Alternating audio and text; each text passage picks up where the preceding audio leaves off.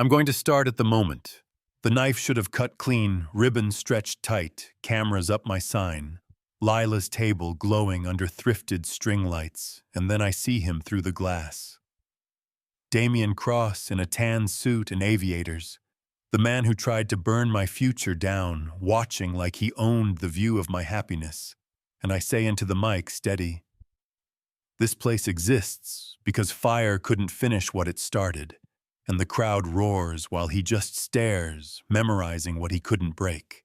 But that's not where it began. It began under a cheap aluminum awning, with rain tapping the rhythm of a long, weak onions, hissing on my flat top, like they had something to say.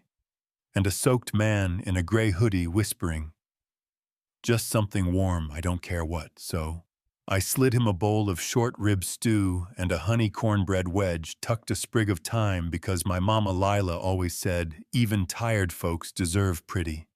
And when his fingers touched mine, he asked, "What makes someone stay kind when life keeps teaching you not to be?" And I heard myself say, sometimes kindness is the only thing that's still yours. And the way he nodded told me those words landed somewhere deep. He sat on the bench and ate quiet. Not sad quiet, more like the kind of quiet where a person is trying to breathe again, and then Alexis screamed in hard enough to rattle my ketchup bottles. Damien stepped out, loud, grinning like a warning label. "Is that Oliver Grant eating from a curbside shack? Yes, the rumor's true. Your pretty little princess took your wallet and your pride, and you know what I mean?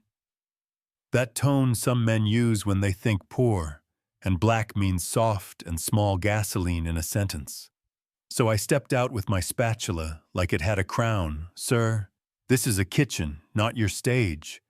Go home and clap for yourself." Laughter from the line, ego from his face. And then he lifted his hand, open palm, bad memory, slow motion. And before I could even swallow fear, the man in the hoodie stepped straight into that slap, like he'd been waiting his whole life to interrupt a man, lip split, swing back, just a steady look in my direction, and a quiet, "I couldn't let him touch you." Then he sat down and kept eating stew, like peace was a thing. You could chew, yeah. That happened.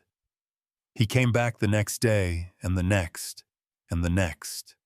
After that, same bench, same hoodie, same careful way he watched the world. He noticed how I folded cornbread batter. Without killing the air, he tasted, smoked paprika in the broth, and smiled like a memory cracked open. And then one afternoon, he spotted the little blue guitar pick tied to my truck key, touched the tan line on his wrist, where something used to live, and said, "Little blue guitars, huh?" And the name arrived in my mouth before the thought caught up, Oliver Grant. And for one paper-thin second, we were kids in a kitchen again, me on a step stool, him sneaking comics into Latin homework, Lila laughing from the stove, only now he was a CEO trying to disappear into a hoodie, and I was a woman who built a life with a pot and a prayer. He asked me not to say who he was, not yet. He wanted a corner of his life that didn't need a press release. And I said, "Sure, your secret is only worth what you do with it." And we both laughed, because truth has a sting and a balm. Harbor City tested us fast. A woman in powder blue offered a food court slot with triple revenue and zero soul, she said, progress like it was perfume. I told her the past is my flavor, and she didn't like the taste code. Enforcement showed up in mirrored sunglasses, wanting samples without paperwork. I handed them laminated logs and smiled with all my teeth. They promised a report. I promised a bigger binder, then an anonymous complaint, used big words like contamination and intellectual property theft, so I walked into the station with photos of Mama's index cards and a picture of little me holding a ladle bigger than my head. The officer flipped through and said, "This looks like tradition, not theft." And for the first time that week, my shoulders dropped an inch. Oliver made calls and found an old VHS. His mother and Lila in my mama's kitchen, cooking side by side, same spoon, same star at the bottom of a recipe card. Proof tastes like soup if you let it.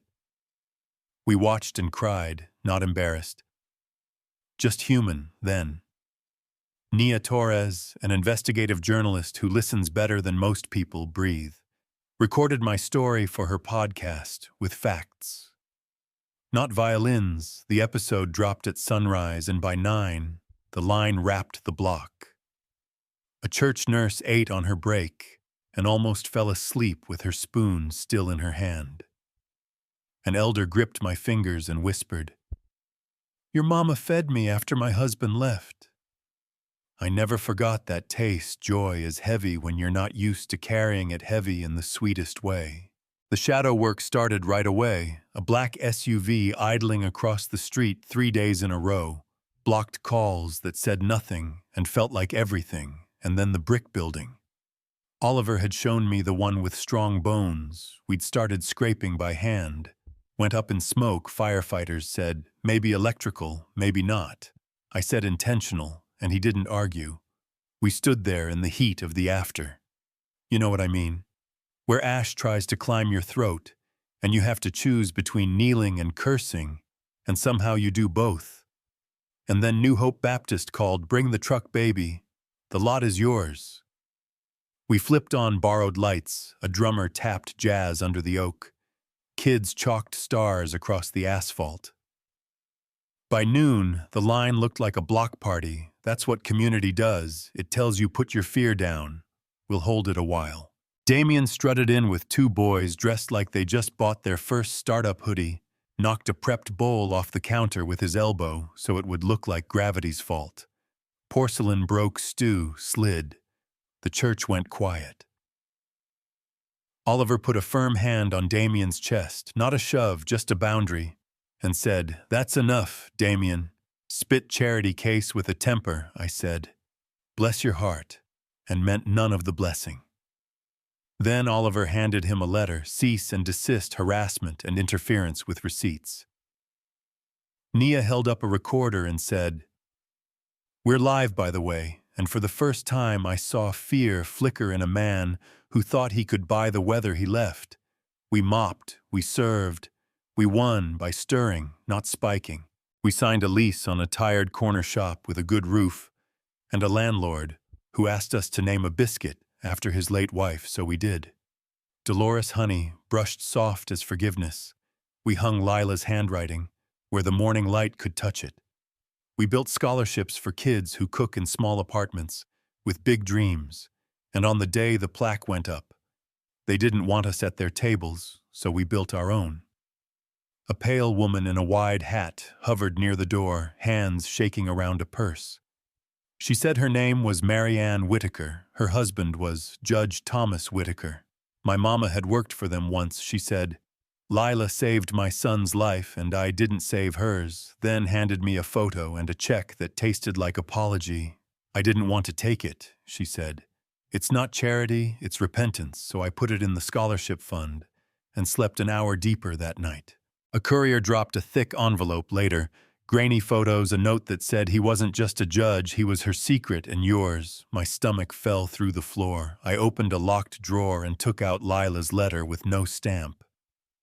If you're reading this, the world tried to buy you, baby. You're not anyone's shame, you're my answer. I told Oliver the truth. I never wanted Whitaker hurt my mother, and tried to pay for silence. She chose me instead, he said.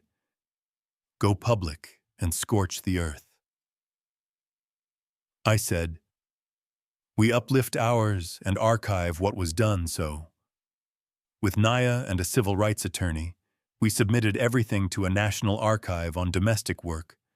We launched Angela's legacy-type scholarships, with my mama's name swapped for hers, and I stood at the university where Whitaker lectured and said, invisible labor is stolen applause, and my mother won't be a footnote again.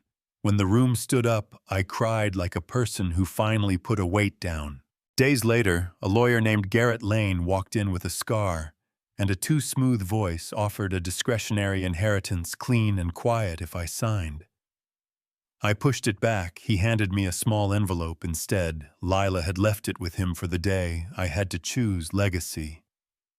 Isn't a gift, it's a practice. Don't let them hire your silence. So I taped that note where only I would see it when doubt came knocking. The rumors kept trying a little. An audit showed up with a face like unbuttered toast we passed. I still checked freezer temps 3 times a day and slept in the office once a week with the light on. That's what growing up on a hill does to your muscles and your mind. Oliver hired quiet security, I complained. He said, I don't want headstones, dramatic, sure, but show me the lie. Then came invitations, write-ups, a chef who wanted to collaborate. And the dream we whispered over stew turned real, a second space that was more than a restaurant, a school for young cooks who needed a yes. Angela's flame in an old auto shop with gardens out front, classrooms that would smell like rue and ambition, the dishwasher cried when I announced it, asked if his daughter could apply. I said she's already in, and on opening day back home, Damien stood outside the glass like a ghost, peeking at the living. I met his eyes and turned away, because not every ghost gets fed. The band played. The plaque gleamed. Oliver leaned in. Your mother would be proud. She's here, I said, and tapped my chest. Later on, the rooftop, Harbor City humming like a low song. I pulled out a small ring because I've rewritten every script that tried to write me out. Oliver Grant, do you want to build kitchens and mornings and miracles with me? He laughed and cried. Said, I don't need a ring, just you. I put it on anyway. I am stubborn and sentimental. And 2 weeks later, a letter from D.C. invited me for a national medal. I told Oliver I might bring gumbo to the White House. He said the Secret Service will let you in if you feed them fair trade. So here's the part people argue about. I could have burned a dynasty down with documents and microphones. I chose to archive truth to fund kids with stoves and scholarships. Some say I went soft maybe, or maybe I just learned power expects us to perform our pain for its entertainment. I don't perform, I feed, I build, I repeat. And if you were standing in my line today, I'd hand you a bowl that tastes like Harbor City, like Lila's laugh, like the day I understood fire cooks more than it kills.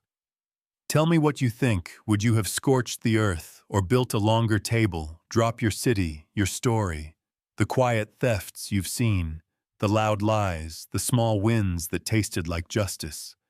I'll be in the comments, one hand on a ladle, one on a pen. Come hungry, leave whole.